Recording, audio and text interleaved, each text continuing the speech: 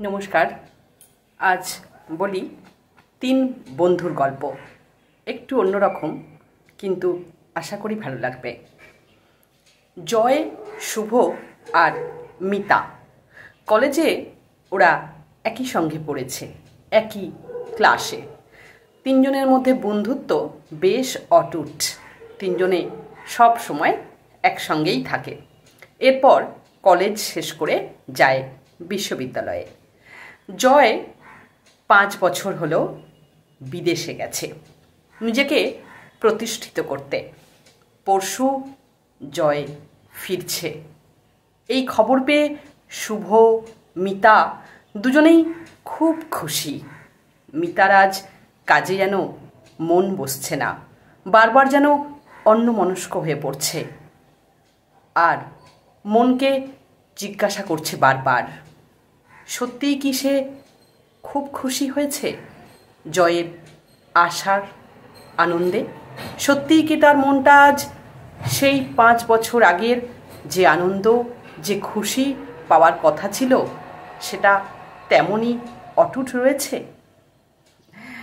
জয়ের ফেরার সময় হয়েছে। সত্যিই আজ খুশির আবেগের দিনই বটে।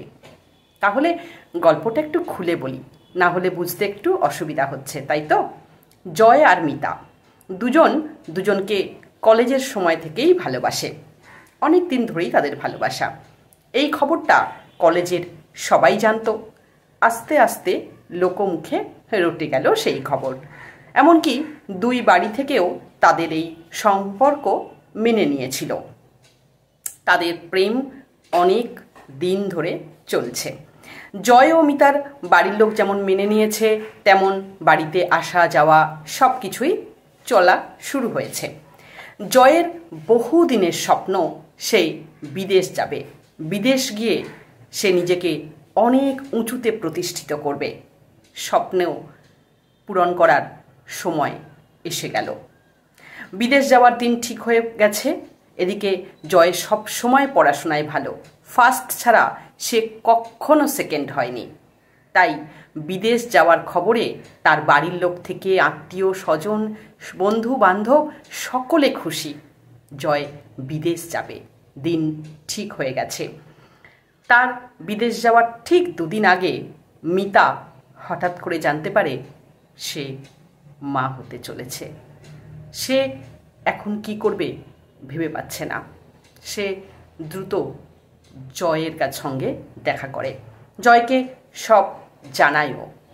কিন্তু জয় বলে, এখন আমি কি করব? এখন তো আমার হাতে আর কিছু নেই। বিদেশ যাওয়ার টিকিট কাটা হয়ে গেছে। আর তুমি তো জানো এটা আমার স্বপ্ন। এই স্বপ্ন আমি তো এখন ভেঙে দিতে পারি না। এই মুহূর্তে কি করা যায়? অন্যদিকে একটা কথা বলে রাখি, শুভ কিন্তু বিশ্ববিদ্যালয়ে পাশ করার পরে ছোটোখাটো একটা চাকরি খুঁজতে নেমে পড়েছিল। সে পড়াশোনায় জয়ের মতন ভালো ছিল না, আর সে আরও পড়াশোনার হিসাব রাখেনি। সে একটা ছোটোখাটো চাকরি নিয়ে নিজের বাড়ির অবস্থাটাকে একটু ফিরিয়ে আনতে চেয়েছিল। তো ছোটোখাটো একটা চাকরি সে পেয়েও গেছিল। এদিকে জয় কি করবে?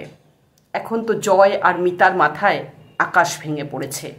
খবরটা সত্যি। অন্যদিকে জয় অস্বীকার করছে না এই সন্তানের পিতা হওয়ার। কিন্তু এই মুহূর্তে তার নিজের এত বড় একটা স্বপ্নকে জলাঞ্জলি দিয়ে সে তো মিতাকে বিয়ে করতে পারবে না। মিতা বলেছিল, তুমি আমাকে বিয়ে করে রেখে যাও, আমি যা সামান্য ইনকাম করি বা ছোটোখাটো কাজ আমি জুটিয়ে নিতে পারবো, আমার দিন কেটে যাবে। কিন্তু তোমাকে ছাড়া তো আমি বাঁচতে পারবো না, বা যে বাচ্চা আমাদের কাছে আসছে তার নাম দেব কিভাবে? কিন্তু জয় সে কথায় সাড়া দেয়নি। জয় কথা দিয়েছে মিতাকে যে আমি ফিরে আসবই দেশের মাটিতে, আর আমি ফিরে এসে তোমাকেই বিয়ে করব। কিন্তু এই 5 বছর আমাকে তুমি টাইম দাও। এই 5 বছর আমার স্বপ্নকে আমি মাটি করতে পারবো না। অনেক কষ্ট ছিল এই পথটা পেরোনোর জন্য, আর সেই পথটা আমার কাছে এসে গেছে।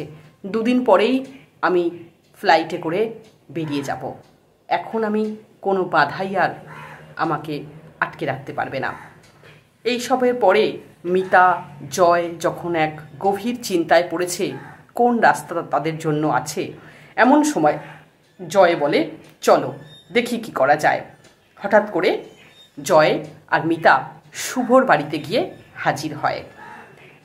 জয় সব কথা শুভকে জানায় তারা এখন কি করবে। শুভ বুঝতে পারে না তার কি করার আছে, সে কী বা করতে পারে। সব জানার পরে শুভ বলে, আমি কি করতে পারি বল। জয় তখন বলে, তুই মিতাকে বিয়ে কর 5 বছরের জন্য, আর যে সন্তান আসছে তাকে তুই নিজের পরিচয়টা দে। আমি কথা দিচ্ছি 5 বছর পরে আমি ফিরে আসব, তখন তোদের দুজনের ডিভোর্স করিয়ে আমি মিতাকে বিয়ে করব। এটুকু বিশ্বাস আমার উপর রাখ। শুভ কি করবে কিছু বুঝতে না পেরে শেষ পর্যন্ত রাজি হয়ে যায়, কেননা সে দেখে জয়ের স্বপ্ন ভেঙে যাবে যদি সে বিদেশ যেতে না পারে। অন্যদিকে মিতার মুখের দিকে তাকিয়ে জয় আর কিছু বলতে পারে না, সে রাজি হয়। এদিকে খুব আনন্দের সঙ্গে জয় চলে যায় বিদেশে। শুভ যথারীতি মিতাকে বিয়ে করে। তার এই বিয়েতে শুভর বাড়ির লোক কিন্তু মেনে নেয়নি, মেনে নেওয়া স্বাভাবিক ছিলও না। তাই শুভকে তারা বাড়ি থেকে তাড়িয়ে দেয়। শুভ মিতাকে নিয়ে নতুন সংসার বাঁধে। সন্তান আসে পৃথিবীতে, মেয়ে সন্তান, একটা ফুটফুটে সুন্দর কন্যা। শুভর প্রাণ পাখি যেন সে। শুভ অফিস থেকে ফিরে যতটুকু সময় পায় ততটুকু এই মেয়ের সঙ্গে কাটায়। সব সময় সে মেয়ে অন্তঃপ্রাণ, মেয়েকে ছাড়া তার এক মুহূর্তও কাটে না। ওরা খুব খুশি, খুব সুন্দরভাবে সংসার করছে। দেখতে দেখতে 5টা বছর কেটে গেল। জয় ফিরছে দেশে। দিনটার জন্য সবাই অপেক্ষা করছিল, বিশেষ করে শুভ, মিতা আর তাদের সন্তান। তারা তো বহুদিনের আশা নিয়ে পথ চেয়েছিল জয়ের। জয় কাল রাতে ফিরেছে। আজ তারা 3 জন, না 4 জন দেখা করবে একটা রেস্টুরেন্টে। জয়ই টেবিল বুক করে রেখেছে আগে থেকে। জয়ের সঙ্গে আজ দেখা হবে। মিতা সকাল থেকেই লক্ষ্য করছে শুভর আজ মনটা খুব খারাপ, সে যেন কেমন চুপ করে গেছে। অন্য দিনগুলো যেভাবে আনন্দে খুশিতে ঝলকে কাটায় মেয়ের সঙ্গে খুনসুটি করে, আজ কিন্তু শুভর মুখে সে আনন্দ নেই, সে যেন একেবারে একা হয়ে গেছে। এদিকে মেয়েও হয়েছে তেমনি, বাবা অন্তঃপ্রাণ, সব সময় বাবা আর বাবা। যতক্ষণ শুভ বাড়িতে থাকে মেয়ে তার ন্যাওটা হয়ে থাকে। আজ কিন্তু মেয়েও কেমন চুপচাপ। শুভ আজ অফিস থেকে ছুটি নিয়েছে, আজ যে জয়ের সঙ্গে দেখা করতে যাবে তারা। তাই দুপুরবেলা তাড়াতাড়ি খাওয়া দাওয়া করে একসাথে সবাই মিলে বেরিয়ে পড়ে জয়ের বলা সেই রেস্টুরেন্টে, যেখানে জয় টেবিল বুক করে রেখেছে তাদের জন্য। জয় অনেকটা আগেই পৌঁছে গেছে। ওদের দেখে খুব খুশি হয় জয়। মেয়ের নাম জানতে চায়, তারপর বেয়ারাকে ডেকে সকলের জন্য খাবার অর্ডার দেয়। তারপরে সে ছোটোখাটো তার বিদেশের অভিজ্ঞতা, বিদেশে সে কীভাবে কাটালো, সেখানে সে কি করেছে, কি কি অ্যাচিভমেন্ট তার, সব কিছু বলতে থাকে। এরপরে আসে আসল প্রসঙ্গে। জয় মিতাকে বিয়ে করতে চায়, শুভকে ডিভোর্স ফাইল করতে বলে। শুভ সম্মতি জানায়। এই সময় হঠাৎ করেই মিতার মাথায় একটা বুদ্ধি খেলে গেল। সে জয়কে বলে, আমার তোমাকে বেশ কিছু কথা বলার আছে, আগে সেগুলো শুনে নাও, তারপরে আমার বিষয়ে তুমি কোনো ডিসিশন নিও। জয় সব কথা জানতে চায় মিতার কাছে, কি এমন ঘটেছে যেটা এই 5 বছরে তার জানা হয়নি এবং মিতাকে আজকেই তাকে বলতে হবে। শুভকে চুপ করিয়ে দেয় মিতা। মিতা বলতে থাকে, এই ছোট্ট যে মেয়েটিকে তুমি দেখছো, এই মেয়েটা তোমার মেয়ে নয়, এটা আমার আর শুভর সন্তান। একে তুমি নিজের মেয়ে বলে মেনে নিতে পারবে তো? একটু ভেবে দেখো। মিতার কথা শুনে শুভ অবাক হয়ে যায়। কি বলছে মিতা? এরকম কোনো সম্পর্ক তো তাদের মধ্যে হয়নি। জয় যেন অবাক হয়ে যায়। শেষে জয় বলে, এটা কি করে সম্ভব? অন্যের সন্তানকে আমি কেন নিজের সন্তান বলে মেনে নেব? তাকে কেন আমি আমার পরিচয় দেব? আর তুমি এমন করলে আমার সঙ্গে? এমন কথা তো তোমার সঙ্গে ছিল না। তুমি আমাকে ভুলে গেলে?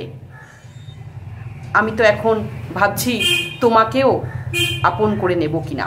আমাকেও একটু সময় দিতে হবে ভাবতে যে আমি তোমাকে শুভর সঙ্গে ডিভোর্স করিয়ে বিয়েটা করব কিনা।